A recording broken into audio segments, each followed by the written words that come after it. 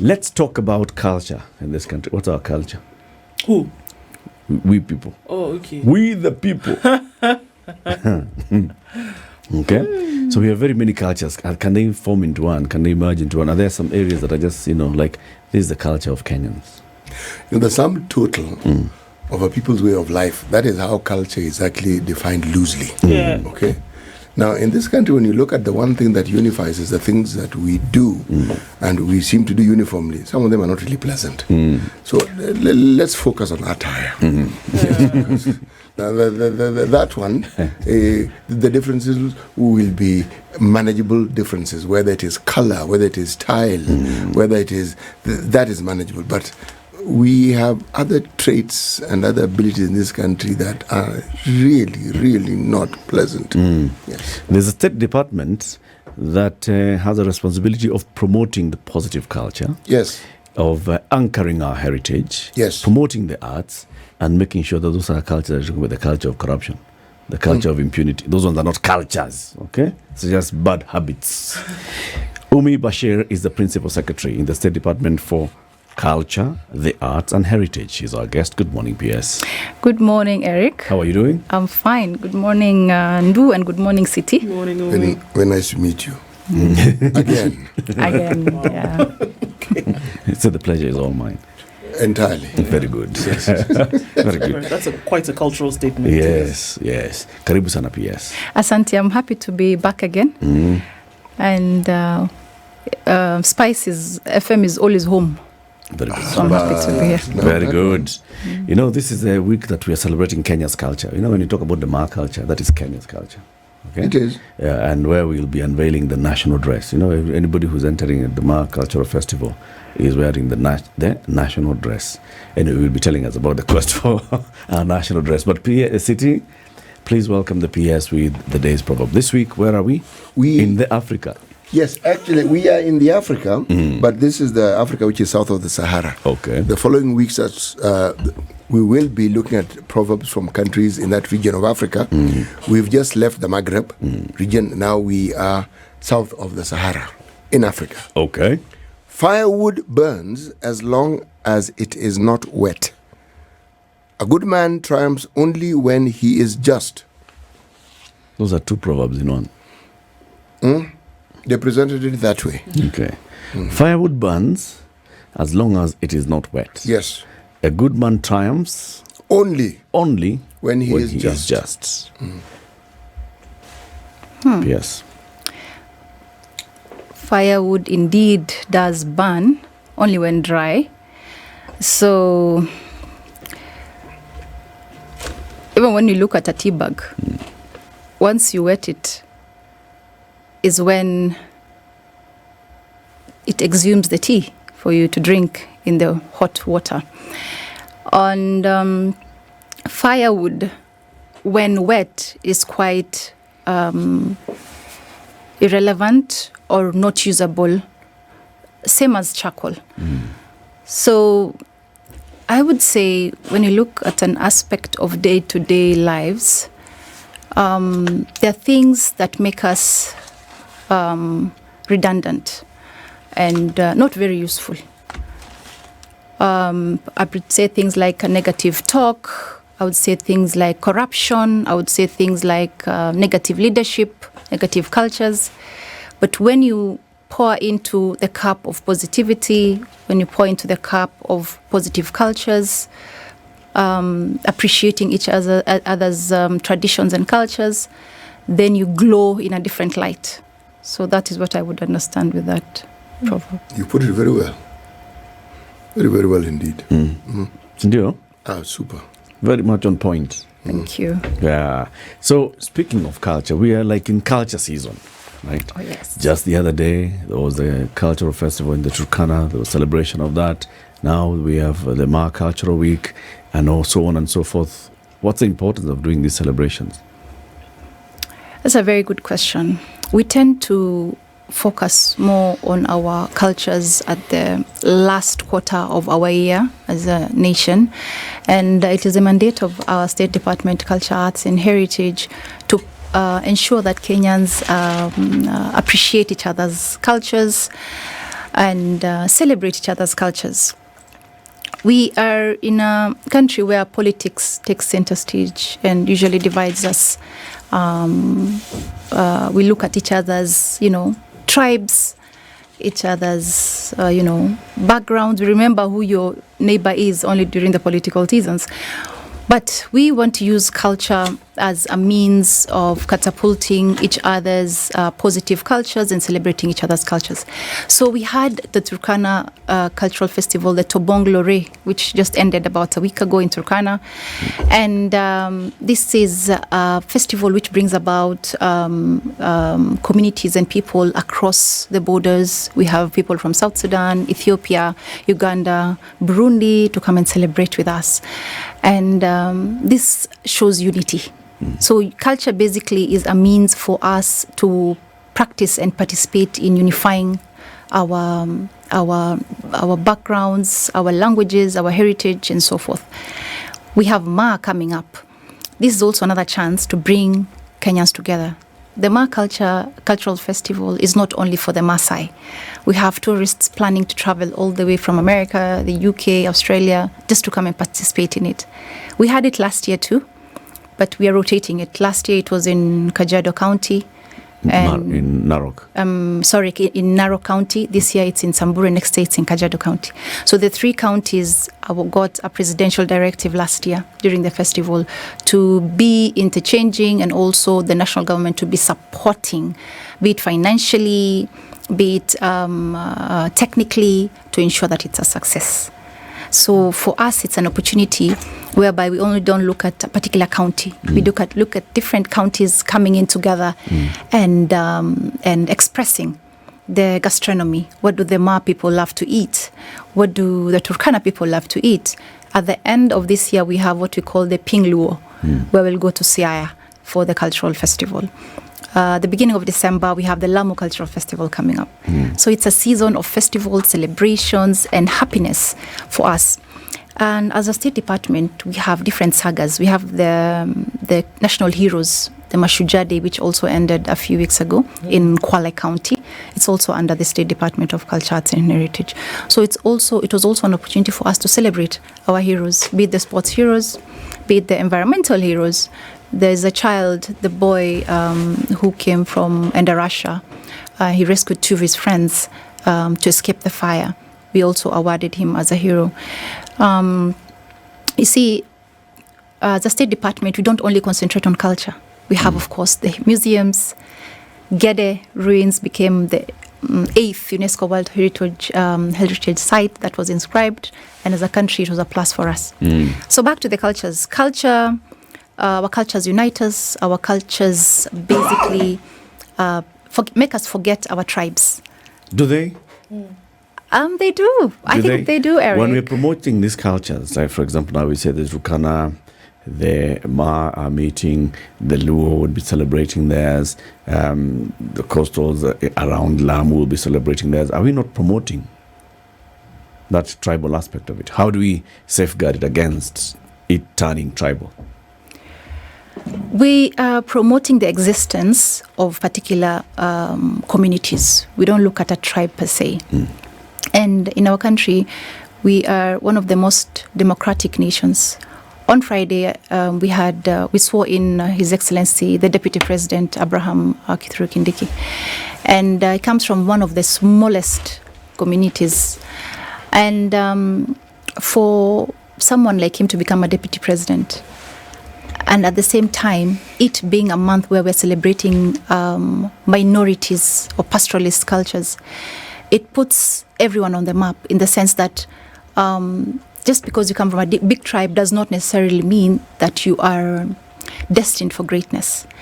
Our cultures bring us together. They unite us in such a way that when you hear there's a Turkana Cultural Festival, it's not only Turkana people who go there.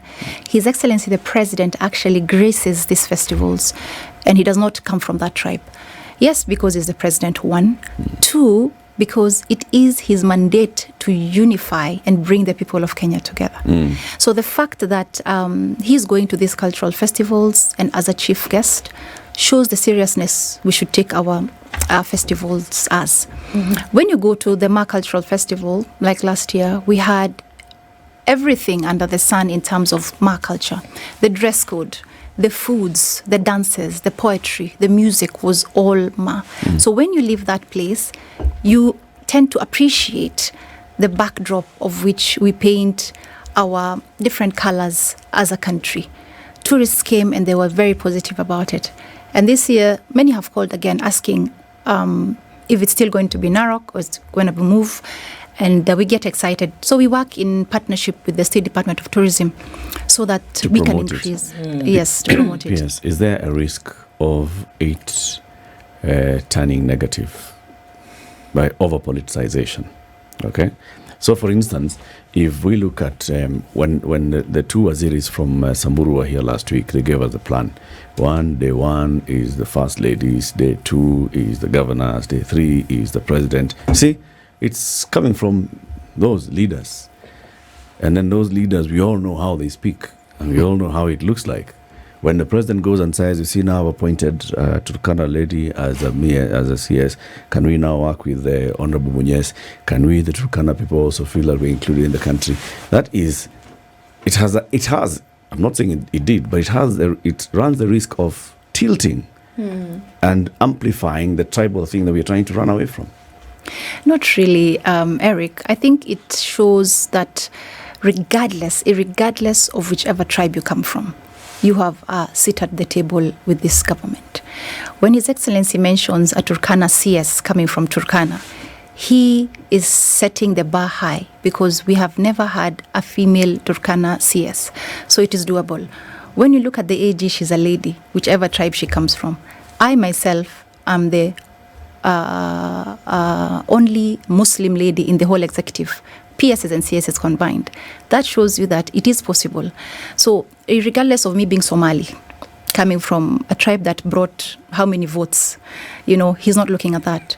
He is looking at a situation where everybody gets a piece of the cake, regardless of where I come from. So when you look at the cultural festivals, this promotes and also supports the fact that counties are encouraged to practice and celebrate their different cultures, their different heritage that they have. We have Garissa, again, coming up for the first time to have a Culture and Heritage Day in November on the 23rd. So you see, different counties are picking examples from the Ma and the Turkana, which were the major ones and part and parcel of our mandate as a State Department. So I think it's a positive thing because it unifies us. After elections, we come together. You're still my neighbor. I'm still your classmate. I'm still your boyfriend or girlfriend, regardless of the tribe. But when I look at your practices, I look at what you do at a certain time, what you eat, what are your folk songs, your wedding songs, your circumcision songs, and so on. Then I know, well, there's a space for this particular community in Kenya. Of course, the negative cultures. Negative cultures, for instance, we have the likes of early marriages. We have circumcision. We have cattle rustling. We'll call it negative, but for that particular community, they feel like you're a shuja if you go through this. So in Kenya, we are in a space where democracy is being practiced. We are in a space where devolution is there. Culture has been devolved, but at the end of the day, the national government has a duty to promote and preserve cultures. Because even as we look at some of these things, and I think about culture, it's a way of life. It's what people do regardless of tribe. It's how they dress. It's how they eat. It's how they practice. It's things like this. But I don't think we can look at it outside of what happened that essentially tried to obliterate it completely. And that was with colonialism and what happened in this part of the world, which was almost complete assimilation, whereby everything that people were practicing or that they did or that they shared or that they ate or how they dressed, the aim of it by the colonialists was to remove it completely and get them to assimilate with the colonizer. They did that very seriously. And so when we look at wanting to bring it back, must we not then be just as hard or even harder to make sure that it is brought back and that it is retained and not subject it to what I would like to say is just cheap political endeavors at some time, when we bring in the issue of tribe and giving this person a job or not, that an entire world was obliterated. So how do we then say we can bring it back? And is by bringing in a national dress enough at the end of the year? Isn't it something that should be practiced every day? Isn't it something that should be highlighted all the time? How can that become something that is so inherently part of society that you have no option to forget it? How can that be done? And I think that's where my mind goes, that we can't talk about it once a year and expect that culture then will be reintroduced and repracticed. How can it be regular? Thank you for that, Du. First of all, the clash of cultures vis-a-vis modern times is there. When you look at the digital space we live in, from the time of the colonial period, where our cultures were not as cool as other people's cultures. We say Africa is our business. Africa is us. We write our own stories. And when other people come and superimpose their cultures, that is modernity, civilization, into our cultures, then it is for us as Africans to push back and express ourselves in the sense that through dances, through our attires, through our foods, that our cultures are here to stay. So we're not adapting other people's cultures because they're cool, or the fact that we've been colonized. Wearing suits and you see how advocates dress in the courtroom, it is all an adaptation of other cultures. So when we take time as Kenyans to celebrate each other's cultures and come up with a cultural, a Kenyan dress, then that shows that we are envisaging a practical unity and appreciation of each other's cultures. We have a situation where our own constitution and under Article 11 categorically explains what culture is, the foundation of the civilization of our nation. It is basically, we are putting culture at the center stage of our constitution, being the backbone and the Bible or the Quran of the country. In that, culture is recognized, culture is appreciated. We should not let our cultures die. Our cultures are expressed through music and through the festivals that I so spoke about. The Tobong Lore, for instance, says, welcome back home. Where are we welcoming back to? Why did the Turkana come up with this? Is it because Kenya is the home of human origins? Is it because the oldest fossil was found in Turkana, and that is the fact that we celebrate this festival and welcome all and sundry back to Kenya? Is it why Kenya and His Excellency the President has opted for a visa-free country? These are all now accumulating to that perspective of Kenya is home and that we're proud of our cultures. The digital period and the diplomacy that we have in the globe today is, I can express myself on Twitter, dress however I want to dress, and rebuke how you want to dress or how you speak, the dialect or the language you speak, because it is not cool and it is not modern. But Kenya gives us that space, and our State Department of Culture gives us that space of going around the country and promoting these practical cultures. You asked about the dress.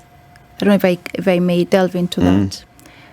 You know what they say, City, a lie travels across the globe before the truth has a chance to wear its shoes or something. Okay, I'm being prudent because I'm on the radio. So now, that what was reported about the dress was false, and it was misguiding, and it was complete misreporting to the citizens of this country. Culture does not have a budget of 100 million for a cultural dress. We do not, and we never said that we have 100 million for a dress. And you could even check our Hansard, the Hansard in Parliament, where we were before our departmental committee, and that question came up. The issue was, why is this dress being repeated? It was done before. What is unique about it this time? And why will it not fail this time? Do you have a budget? And as a state department, we have no shilling for our Kenyan dress. In last Utamaduni Day at the Bomas of Kenya, I myself with the head of public service declared that we will have a Kenyan dress by this financial year. But due to lack of funds, we could not attain that. 2, Kenyan dress was first brought about during C.S. Balala's time, Kibaki's time. That was almost 20 years ago, so to speak. And what came about was Kenya needs a dress, an identity, a pride, resonating with an attire that you wear even when you're out of the country and have diplomatic missions. And the dress was supported then by Unilever. Unilever supported the government with 50 million Kenyan shillings. And that is how the dress came about. But now it was a conversation of within the boardroom where there was no public participation, there was no inclusion and involvement of the stakeholders, or so to speak, the end users, the Kenyans who are to wear this dress. So it flopped. So now when we came in, we said, listen, Nigeria and the western part of Africa have these amazing attires and dresses, the northern part that when they wear, you can tell them from a group. So we want something similar that unites us as Kenyans. The bracelet aside, the Kenyan bracelet, or shanga aside.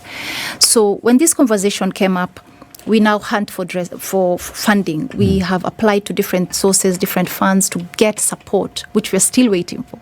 So that has not materialized. What do you want to achieve? We want to achieve an aspect of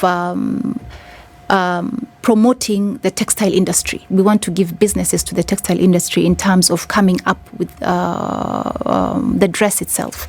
We want to give a chance to our youths to showcase and compete for a Kenyan dress. And when I say a Kenyan dress, I don't mean just one dress. I mean different dresses, because we have almost 46 communities, tribes that have different indigenous heritage and pride. Okay. So what we want to do is come up with attires that whereby when you wear at Unga, for instance, when you wear in diplomatic missions, when you are this, in even the country, within the country, there's a sense of unity and also support there's to an the identity. people. Yes, identity. But yes, there's already that. Which is... If you go to the Luo Cultural Festival, which will be happening, when is it going to be happening? Ping It Luo. will be on 26th to 2nd of January, 26th December to 2nd of January. I'm sure when you go to Ping Luo, you'll be able to just look and see just the way they dress, and you can tell that this is Luo cultural attire. True, City? Yeah. What does it consist of? There's some headgear, there's some that you look at. Even the Turkana, when we were looking at the Turkana, you could tell this is Turkana. True. Cultural wear. The Ma, we know the Ma cultural wear. The Kikuyus, there's the Kikuyu cultural wear. It's brown. We can tell. Why do we need then to do another whole quest? Good question. Why not just go and start promoting what we already know? But you see, you've mentioned 4 or 5 different tribes. We're talking of an attire which accommodates all these tribes. We're talking of an attire which will have the headgear of a different community. We'll have aspects of beading to represent the Ma community, aspects of, let's say, the sisal, the feathers, different designs for particular attires. We're not talking about where Turkana, you have to wear one particular type of attire with the neck piece as a Turkana. The Maasais have the shuka with the beads, and that's it. So why do you want to mix? We want to mix because we are one. We are one Kenyan. We are one people. Let's ask Ndu. Yeah. When you look at someone who's from Nigeria and you see this guy, this is Oga. Okay, is it a mix of many attires? No. So now this is the other I wanted to ask. I believe that every cultural group in Kenya has their own native cloth, as it were, something that they do. When you see Nigeria, for example, you you don't have one dress that combines Igbo, Yoruba, Hausa, for example. If you see the Hausas in their Baban Riga, it is what they wear. If you see the Yorubas in their Agbada or Iro and Buba, it's something different, but you can identify because you know, okay. And that's where the Wazobia phenomenon came in. Wa is come in Yoruba, Bia is come in Igbo, Zo is Bia is come in Hausa. So it became Wazobia because everybody now brings their thing and comes together. We've not put a little bit of everybody together. It's not combined into one. No, it From isn't. outside, when we look, we cannot tell whether this is Yoruba, Igbo. We just see this is Niger. Exactly. True. Now, if you look at somebody dressed in Ma culture and Ma attire, or somebody else who's dressed in Turkana attire, there'll be aspects of it that you'll just see, okay, I'll not... From externally, you'll not be able to tell that this is a difference. This is this pastoralist community from a different pastoral community. You just see and say these are Kenyan, and it'll be known as Kenyan. Consider for a single second the changes that have come about from the time when we tried to foster a national dress. At the workplace, conservative establishments like banks where people wore suits and ties, on certain days, they come with casual wear and usually attire that is made of what you can call African fabric. Okay? It's a change. You also find that there are these bracelet type things, like the one Eric has. One sees them all over the place and almost everyone wears it. Well, I'm not wearing one. So I said, that's why I said almost everyone wears it. They are necklaces. They are meaning what you're seeking to establish already exists. People have found ways of identifying themselves as Kenyans with certain things that they do and certain things that they wear. If I look at the traditional wear that we're talking of, traditionally it was made of skin, okay, not cloth. We don't have the culture of cloth that West Africa has. We actually don't. It's how you modernize that particular wear so that you don't lose the essence of it, but you are able to replicate it so that it can be worn. Because you're not going to, I'm most certainly not going to wear a skirt like a garment made of skin. That one I'm not going to wear. Yes. Okay. But something that looks like it, fabric can be made to imitate it, that will actually have the same results. The diversity that we represent, in my opinion, is to be preferred. Where, even if it's 46 different dresses, because here we have what we call Kenyans of Asian origin. They have their wear. And even then there's a difference. Someone comes from Pakistan, they'll be wearing something different from someone who comes from subcontinent of India. Okay? We have Kenyans whose origins are probably the southern part of Africa. If you look at their wear, it'll be different. All I'm saying is it possible for the State Department to consider, in seeking to find a national dress, why don't you ask the communities represented by various counties to first of all come up with something that unifies them? Because our counties represent communities that already have a certain uniformity. Why don't we start there? Because then you will be clear about what it is that you're seeing. Now, the process that you then want to undergo will be a lot simpler. Because if you haven't defined even from among yourselves what it is that you consider to be the unifying garment, how then do you propel it to the national level?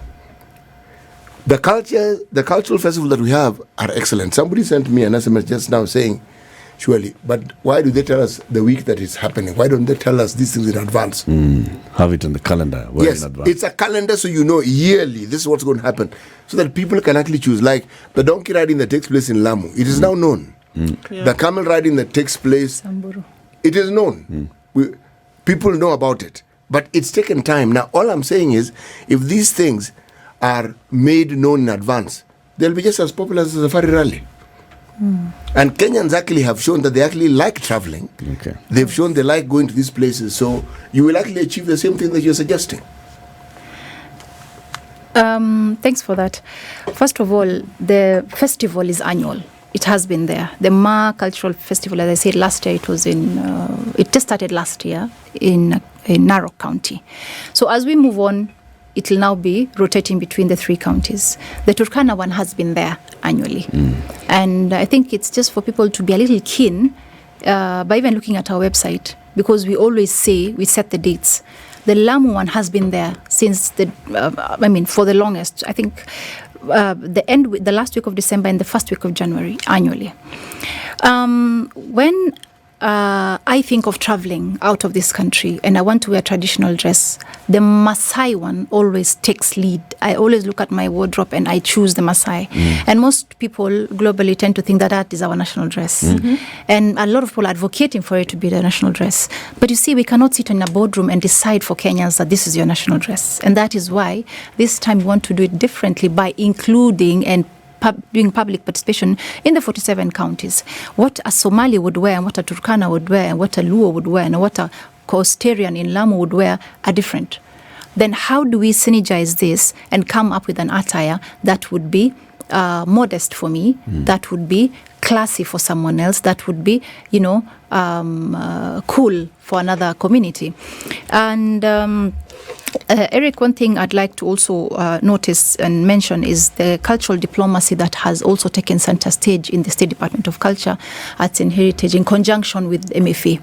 We've had the Olympics and we had a Kenya House. Actually, we are only 2 African countries that had a Kenya House in the Olympics. A Kenya House is an exhibition, a country house rather.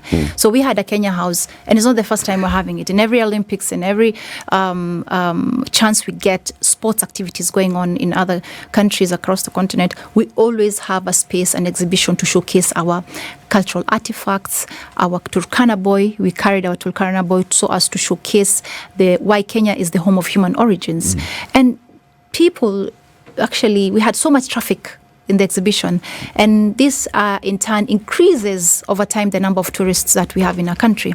Another place where we also showcased our different cultural artifacts, cuisines and heritage was in Berlin during the Muga Fest about a month ago, where we also took our Bomas dancers so that we showcase our dances, the gastronomy. We went with these guys for utalii to cook food, and people lined up just to taste and see what our ugali was like, what our omena is like, and so forth. This is part and parcel of celebrating our different diverse cultural practices. We also hosted the Kiswahili Day this year, the 7th of July in Kiswahili. You're saying, Madam Pierce, omena ilipanda ndege. Well done. Yes, it flew. Walikula sardines. Sardines. Omena. Yeah, omena ilipanda ndege. So, and then we had the first Utamaduni Day. I mean, as a State Department, Utamaduni is basically our cultures, and the fact that we have different cultures, different days, different months to celebrate that. We had one cumulating to Utamaduni Day last year in Bomas of Kenya, where we showcased and brought people across the country to come and dance, eat our foods, and also showcase our different attires. Before I forget, I would also love to invite you guys to the Ma Cultural Festival, which is happening from the 6th to the 10th in Samburu County. Come dressed as Maasais, though. Piers, I have to ask, the things that you've said that promote Come culture. dressed in the national dress. Yes. The things that you've said that talk about to promote culture, that probably should be stepped up quite some, again, throughout the year, I think are fantastic. So my question is then, if these things seem to be working, why is there the insistence then on, again, coming back to this national dress, which Kenyans don't seem to be really bothered to have, number one, and then it seems to be so difficult, because from what you're saying, this is the second go we're having at it, right? The first one that happened, I'm not quite sure when that was, but it happened and it didn't seem to be really picked up by anybody. I believe there was actually an outfit that was designed and made and was showcased. I don't know if people bought it and put it in the back of their closet or whatever, but it just didn't seem to pick up. So this is the second go that's being taken at it. But it seems that there doesn't seem to be a huge appetite for it, but people have an appetite for these other things that happen. So why insist on it? So it's we are not insisting on it per se. What happened is once the negative PR came about that we are using 100 million on a dress, which was a lie, that brought negative feedback for us, especially through the social media. Okay. First of all, I'd like to clarify that we are not using 100 million for a dress one. Two, How much are you we are using? not, it's not a difficult thing. It is not a difficult thing because 2002 was the first time this dress came about. And for one reason or another, it didn't peak. One would like to believe it's because of lack of inclusivity and having the end users have an opinion. That is the people at the bottom of the pyramid, the people who are going to wear it and use it.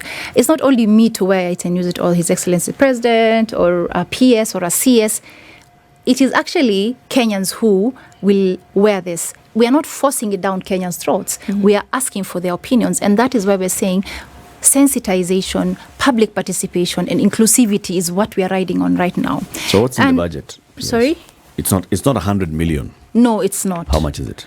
It's not 100 million, and 100 million is far-fetched. How much is it? 100 million is far-fetched. So back then, they used 50 million for it. No, they were given 50 million. Yeah, they were given 50 million, which they used for it. They were given by Unilever. It was not government funds. So this time, we hope that it will be around the same. And remember, this time we are going round the counties. We're not going to sit in a boardroom and decide for Kenyans what to wear. So because of that inclusivity aspect, going to conduct public participation, it's going to be different. And I believe it will work. Remember, this is not a decision we're making for Kenyans. So that is why... So you're fundraising for it? What do you mean fundraising? For the whatever budget, if it's 50, 60, whatever, you are seeking well-wishers. Collaboration. Yes, of course. We want to involve the partnership. We want to involve partners like Safaricom, the banks, KCB. If Unilever will still like to support us. But you see, we're not saying that we are going to use 100 million or 20 million. You know, You see, the bone of contention here, PS, and you've got to understand why I'm pushing on this question, is you're saying that it was a misunderstanding, a misreporting. The 100 million shillings. Yes. This is not the true situation on It the is ground. not. So how much have you budgeted for it? How much have you asked the National Treasury to fund this quest for a national dress? You see, budgeting and asking and receiving are different things. Okay, how much did you ask for? How much have you received? We have not received a cent. We have not received a cent. So no shilling has been allocated Zero shilling. in this financial year Yes, Eric. towards that? Yes. Okay. But now you're saying that then you're reaching out to find other ways of mobilizing resources Yes. for this same activity. Yes. every Yes. county in this country has a ministry that deals with the culture. True. Should they not be given that task? I'm actually going back there again. Should they not be given that task? Because it is their community. They would understand this better than probably we do. And then your ministry, your State Department could coordinate what these people are doing. But you see, CT, there are regions or counties rather that have the same cultural practices, wear the same attires. If you look at the coastal part, it's similar. If you look at the northeastern part, it's similar. So if you give every county, the 47 county, an opportunity to come up with a dress, it'll be confusing because we'll have 47 Let them have their different conversation. dresses. Let Kitui, Makueni, Machakos have a conversation Yes. and tell us what's a Kamba dress. Yes. Right? Let Taita Taveta tell us what's a Taita dress, what's a Taveta dress. Yes. Let Kuala give us all those communities. What's the dress? Yes. Okay, that's This is public participation now. Let them. And you Let see- those in Luo Nyanza tell us what is the Luo dress. Yeah. In Nyeri, Muranga, Kiambu tell us the Kikuyu dress. Let them. If they want to include the Kirinyaga, fine. Let the Embu tell us. Let the Meru tell us. Yeah, but you see, culture is devolved. We have no issue with the counties doing what they deem fit. But we're talking about a national dress, meaning that at the State Department of Culture, Arts and Heritage, we are here to preserve, promote, and support cultures. So when Kitui comes up with its dress, Makueni, Machakos, it'll be more or less the same, right? So what we're saying is, let us inculcate Lamu, Mombasa, Turkana, Western into that dress. No, as I said, it's not only one dress. We have options of dresses. Because we say one, then as a Muslim, I cannot wear what another community can wear. It will not be, conducive for me, so to speak. Madam P.S., you mentioned one of the goals is one of seeking to foster unity among communities. This national unity quest will not work if the communities within the country themselves don't have unity among themselves. Let me just repeat it again. And if this exercise we are speaking of is to achieve its full import. It is one where people within the communities they belong to will have a lovely discussion about this. This is something they can own. Now, when they get it, the State Department, as I said, has a key role in understanding what is going on. Now, you can then decide after it is they have come up with what each community thinks or the group of communities think is part and parcel of what they consider to be their address. Your task then becomes a lot easier because they will have told you, and the concept and the aspect of public participation will have been realized. They can't say the State Department came up with this thing. It is them who came up with this thing, and this is what they came up with. And that is why we're saying we're going around the counties for inclusivity and public participation. It is our role as a national government to unify and also give a chance to the counties to have that flexibility of exercising the devolution aspect that they have, whereby culture is devolved. Before we conclude, I'd like to also mention Gede ruins as one of our 8 inscriptions. And as a country, I think we're very excited about this. So we are number 5 in the whole of Africa as having like the most inscriptions. Of course, they say South Africa is the first. And we want to push for more because we have so many heritage sites and monuments that we want noticed and also appreciated by UNESCO. So the fact that UNESCO has given us the certificate for ensuring that Gede is inscribed as a World Heritage Site is a plus for us. Repatriation of artifacts is another thing I'd like to mention. We repatriated many artifacts which were stolen by other countries. We repatriated 5 Ikangos in the last financial year, and we hope to repatriate more.